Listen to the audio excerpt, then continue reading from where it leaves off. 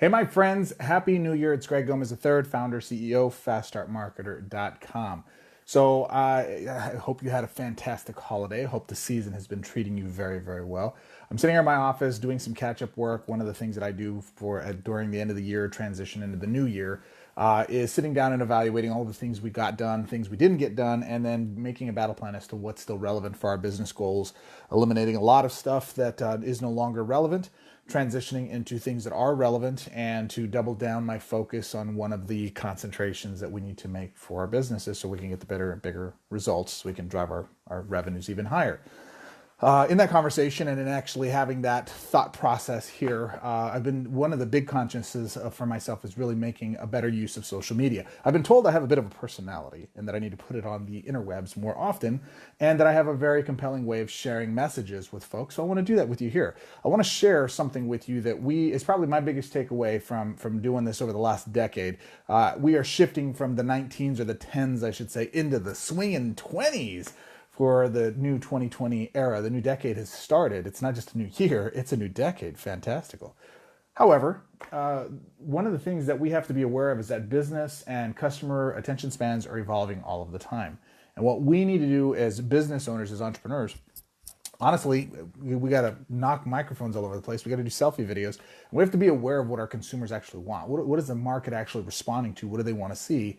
How do they want to see it? So right now I want to share with you the 2019's biggest lessons and actually the 2010's biggest lessons that I've had real quickly. And it's going to start with today's video in the concept of the guru versus the Sherpa. The guru versus the Sherpa. So in the 2010's, it was probably one of the most impactful things you could do was start some type of video blog or a blog, some type of consistent content that you were doing on a weekly basis, blogging. Remember when blogging was a thing? And people would go out and write posts and put it out there, and they'd go dominate the social media searches for that. I ask you, in your behavior over the last 10 years and really paying attention to what you've done in the last few months or the last year specifically, how much have you read? How much do you actually read online? Versus how much video do you consume, or how many bullet points do you actually get from a social media post? When we get material, even like this video, you're probably thinking, get to the point, Greg. I am. This is the big point. Your desire to want to cut to the chase, to get to the meat and potatoes of the actual content, and to get the how-to stuff is probably one of the most forefront moving factors in today's day and age. It's one of the most important transitions in the way that your content has to be created and delivered to your market. It's not enough to talk about what we want to sell. It's very important, and I've said this for over a decade now. It's not about what we want to sell. It's about what our market wants to buy. Here's the trick, though. Over the last decade, how that's shifted. The consumer doesn't just want to buy a solution. They just don't want to find something that works in general. They want something that's going to specifically work for them and their everyday life. And this is why the guru versus the Sherpa mentality is very important. The guru mentality is we have a solution for all things. You come to me and I'll ask you several questions and we'll find solutions to every challenge in your life. Or in general, that I can find problems or I can find solutions for every challenge that anybody could have, and I'd be a cure-all for all folks, right? That's the guru mentality. A Sherpa, if you don't know what a Sherpa is someone who actually helps people climb Mount Everest. They help them take those, they help them navigate the actual journey from where they are at the base of the mountain to get to the mountaintop. And what people are looking for they're not looking necessarily for gurus. They don't want the answer that fixes it for everybody.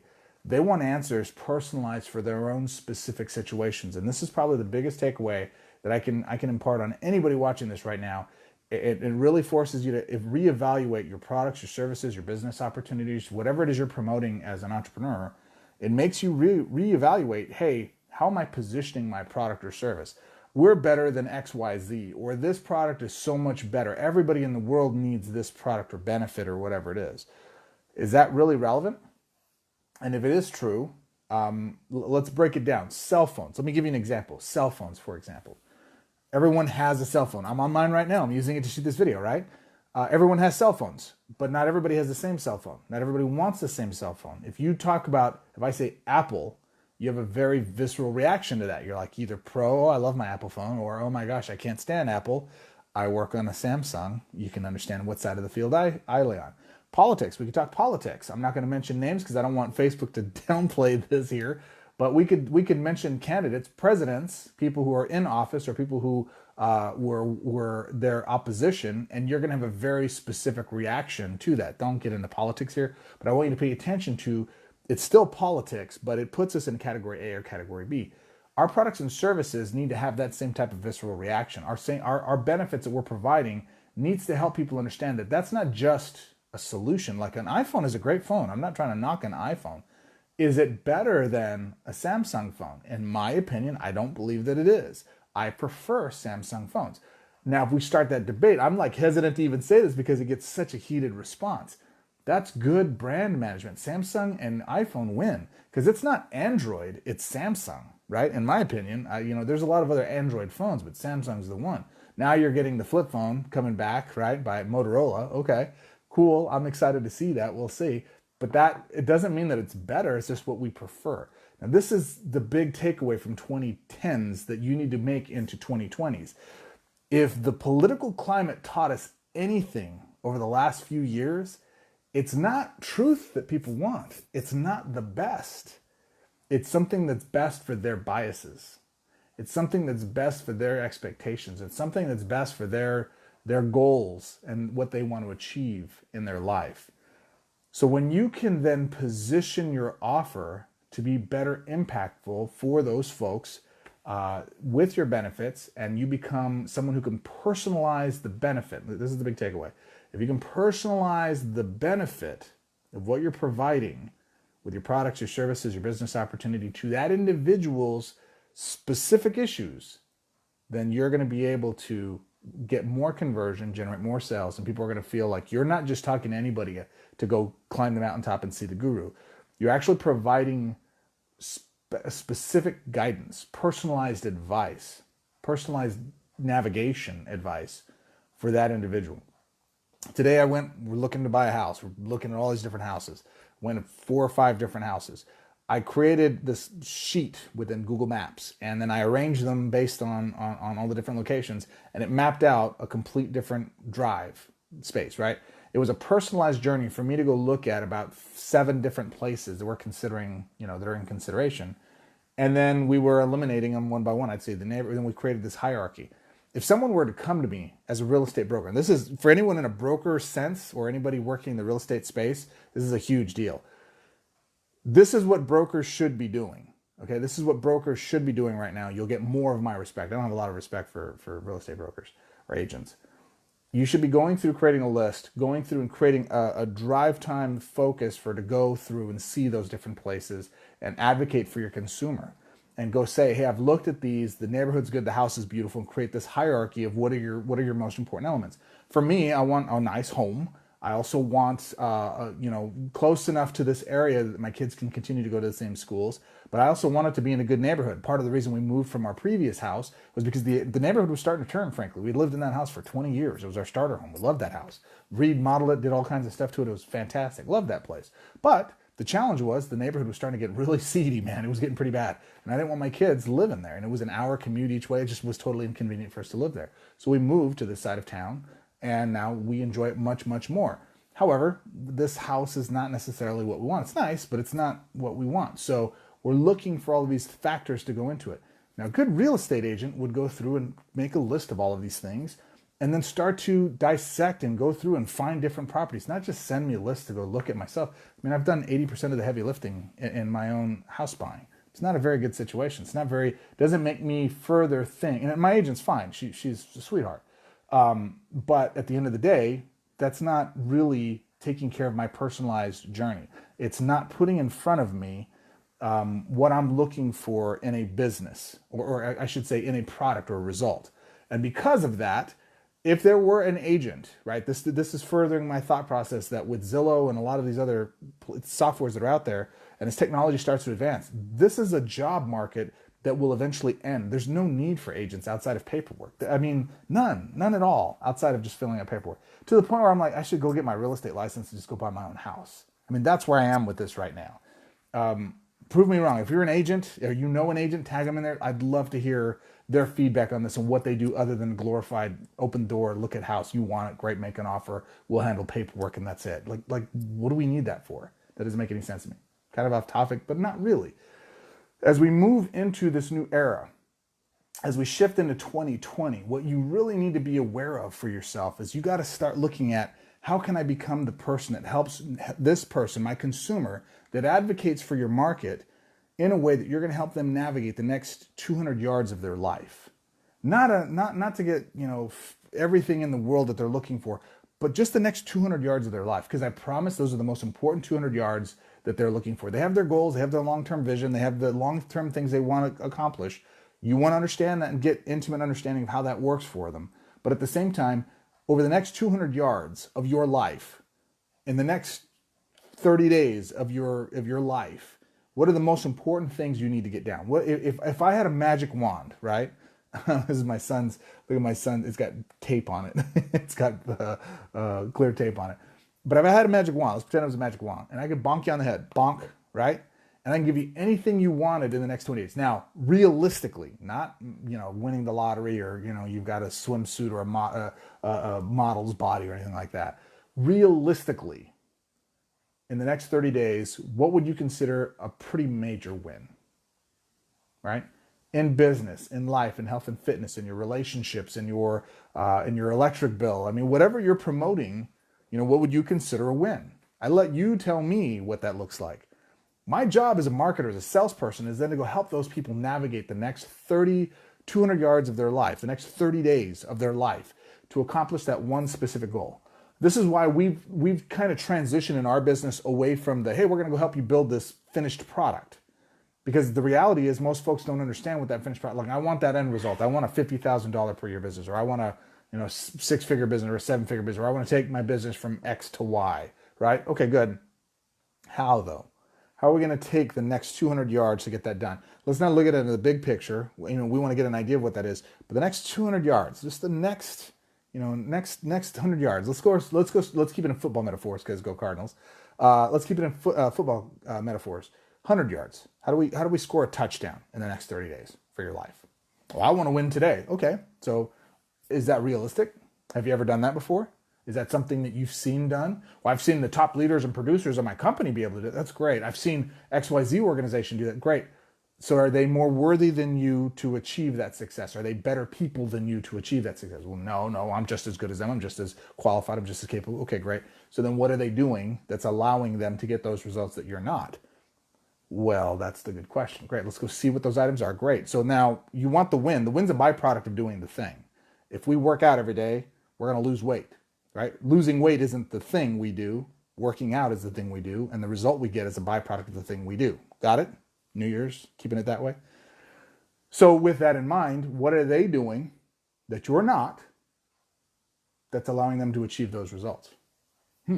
Okay, well, they're hitting the gym every day. Okay, well, why don't we go do that? Are we able to do that? Well, I can't because of blah, blah, blah. Okay, so if we can't, they're doing this thing, and they're getting this result, and we can't do that thing, is it fair to expect the same results as they're getting? Probably not. So as the Sherpa, as a person that wants to help you reach ultimately your mountaintop, I want to help you get to where the guru is so you can go live your fantastic, karmic-centered, transcendent life. Awesome. How about we just cross this gorge first? How about we not fall into this pit and die? Can I help you with that? Is that important?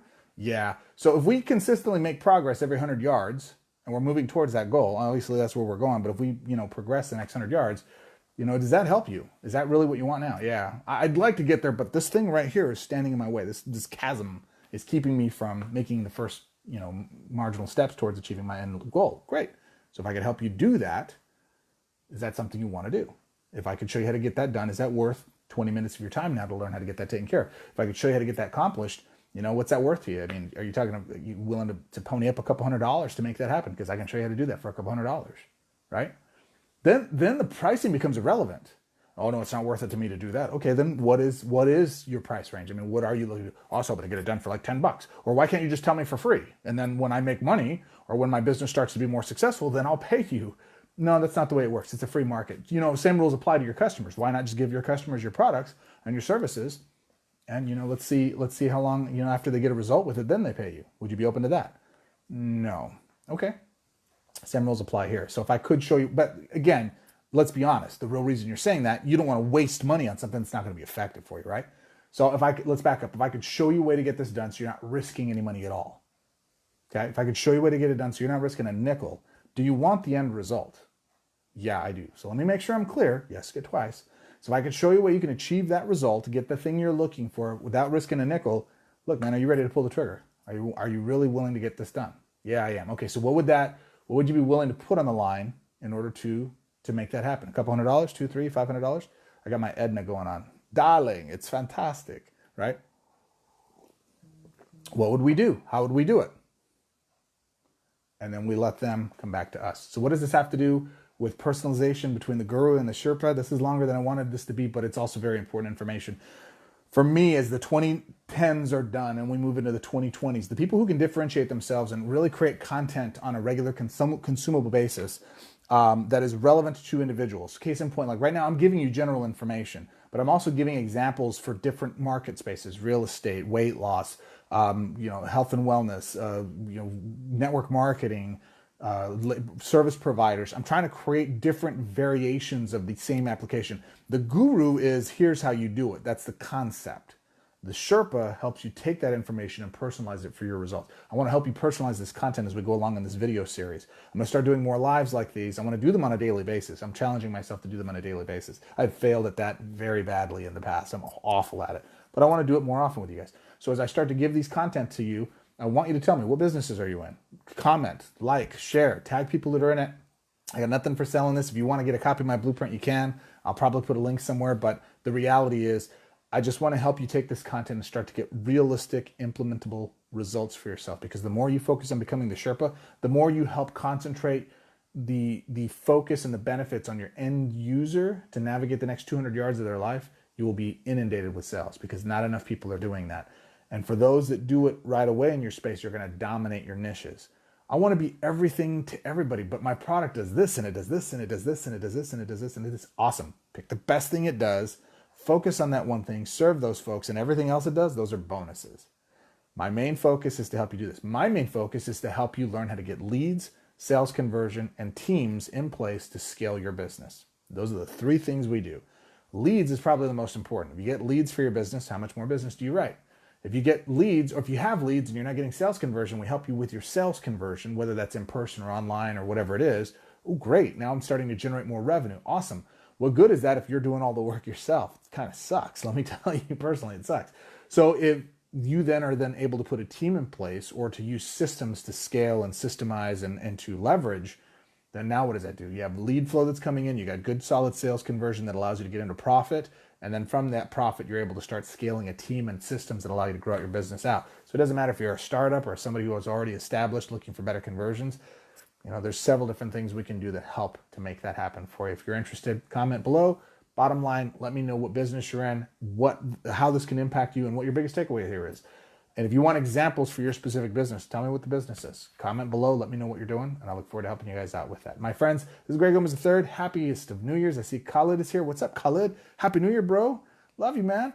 What I want you guys to do right now is comment, let me know, share, tag somebody in it. And if this is important information, listen, if you're still operating from a business sense of what 50 years ago, was done, especially like in the network marketing space, if you're doing those kinds of things, that is such a dead model. I mean, it's so dead. I've talked to a lot of leaders who come to me afterwards, after the fact, and say, why do my teams keep imploding? It's because you're still building from the 50s, man. It's not a viable, it's like trying to build a pyramid out of marbles. They keep sliding out every time you kind of get any kind of momentum going. Few folks get lucky, yeah, they do, but a vast majority just aren't able to make that happen. So there's a certain structure and a system you need to break down that'll allow you to bring more qualified, consistent recruiting and product sales. Not just for product sales. Like I'm a huge harper of go get product sales. You can build teams. You can go recruit. You can sponsor teams, sales teams, by following the structure of what we're talking about. You got to have conversion, man. If you don't have consistent leads and conversion, it doesn't matter how much you scale. They're still talking and wasting time with people that it's not going to convert on. Anyways, this video is way too long. Happy New Year. I haven't talked to you guys in a while, so I was like, let's get it all in right now. A lot of videos coming, a lot of good content. Like and subscribe. You follow along. If there's a notification to follow and see first, or if you're on YouTube watching this, there's a subscribe, and then there's a little bell icon. So every time I go live or I put these videos up, you're able to get the notifications on them right away. All right, my friends, that's it. I really appreciate your time, your focus, your energy. Let's make 2020 great. Let's make your business great. Let's make you great. You're already great. Let's actually make the world realize that and pay you accordingly. Talk to you on the next one. Bye bye.